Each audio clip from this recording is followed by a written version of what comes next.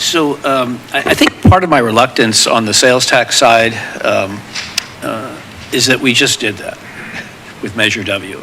At least for me, it feels like we just did that. And the way you sell that, we already used that with the public. The need for public safety or whatever. So I don't know if we can go back to the well in the same manner. And I think, I've heard some people speak about, what they spend and how little is taxable.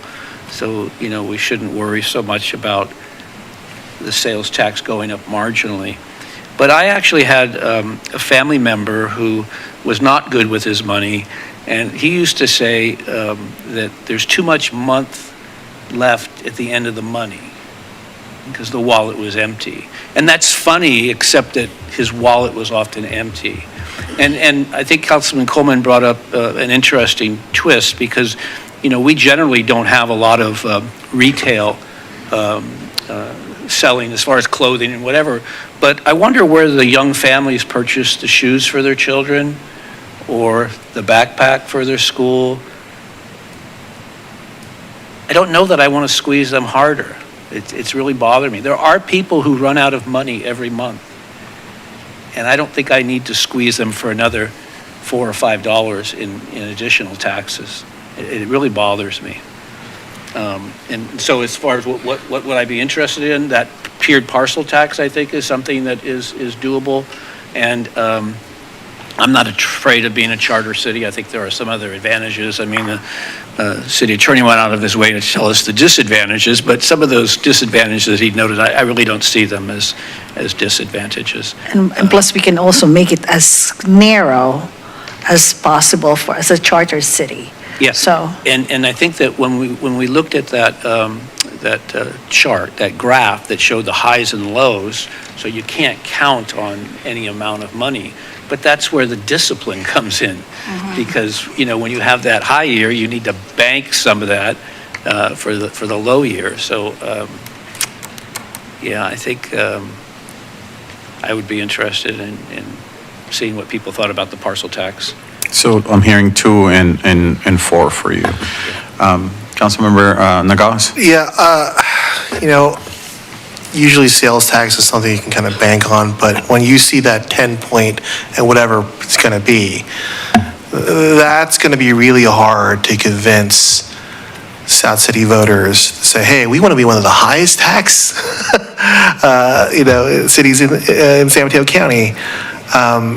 And to to Vice Mayor Adieco's point, that affects a lot of families in terms of how they budget their money. And I understand that the majority of the people who are spending the sales tax are out of South San Francisco, but for that 30%, that means a lot. And I was kind of surprised that a lot of the sales tax is coming from Westboro.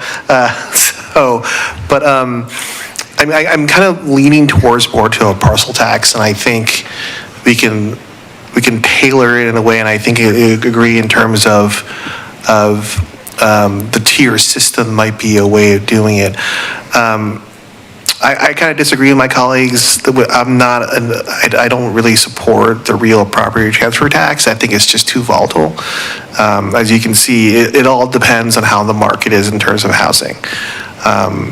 And the trend's been going down. And so I would rather maybe focus on a parcel tax, but if we need a second option, I guess I would go with the TOT. But I think I would favor the parcel tax over anything else. Yeah, go ahead. Thank you, Councilmember Mark, I Nogales. just wanted to add, because you mentioned the real property transfer tax, and on the residential side can be very volatile. Yeah. But remember, South San Francisco has, 40% of the commercial space in San Mateo County. So, I mean, if you know what money has slipped through our fingers in some of those major projects that have flipped, and the developers that we have developing eventually want their money out so they can move in a different direction and develop something else. So whether it's a hotel or whether it's the big multifamily stuff that has already flipped, and you'll see a lot of those buildings flipping when they get close to the 10 years, because that's when the game changes. They might become condominiums. So it's the commercial side. I'll bet the high number was commercial properties, that $26 million. Yeah, that's where. Thank you, Vice Mayor. Go ahead, Councilmember Nicholas. No, I agree with the Vice Mayor that, that is a bigger picture. It's not just the single-family homes or the little, mom and pops, but the big ones are the ones we can bank on. Did you want to provide any feedback or comments on where you're leaning? More on the parcel, the transfer taxes. I mean, I'm not afraid also of making it as charter city. Okay, thank you. Councilmember Coleman. My big problem with the sales tax is that they're regressive, and especially in this moment of time where we are, but I think what's most likely going to arise out of the transit measure is going to be a sales tax. And then we have tariffs on top of that, which is essentially a sales tax. And we're going to see our working and middle-class families really be squeezed in the next couple of years. And I don't want to squeeze them any further. I like a parcel tax because it can be more progressively structured. I didn't even know it had an 80% pass rate, and I like those chances. I also want to say, I do like the idea of a property transfer tax, but this is not a tax that should be used to plug a general fund deficit. I see a property transfer tax as something to pay for capital projects, to go into our affordable housing fund, and that's, as mentioned, due to its volatility. I am not afraid of becoming a charter city. El Cerrito has done it. I think we have some experience in the room making that happen in El Cerrito, and I've talked to our council colleagues from El Cerrito who only have good things to say with that process, so I think you did a really good job. And San Bruno has also strongly considered it, and they had in previous years, they had 3 votes to put on the ballot. They did not have the 4th. And so there is a council majority in San Bruno that does want to see this happen, and maybe we could make that happen. One thing with the property transfer taxes, I'm looking in the future, one thing to be careful of is redevelopment of affordable housing, right? We don't want to stymie or further put a barrier in front of affordable housing, but there is a lot of commercial redevelopment that could provide a lot of additional dollars towards affordable housing and capital projects and so on.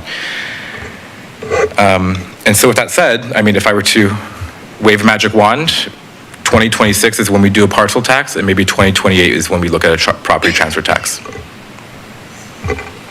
Thank you. I think, City Manager, here you're tracking. I'll say that definitely not the utility user tax. That totally taken off. I don't think anyone has interest or appetite on that. We're not going to remove electricity, gas, water, sewer right now. These are very dire times on that. I'm kind of interested on both the real property transfer tax, parcel tax as well, but more leaning towards the charter piece. Want to explore a little bit what that would look like too. That's where I'm at. Do you have tallies there? Direction? I believe I do. I didn't hear any sales tax enthusiasts. So I think we're looking, I mean, the most interest is in the parcel tax and the transfer tax. So 2 and 4. Yeah. Okay. Is that?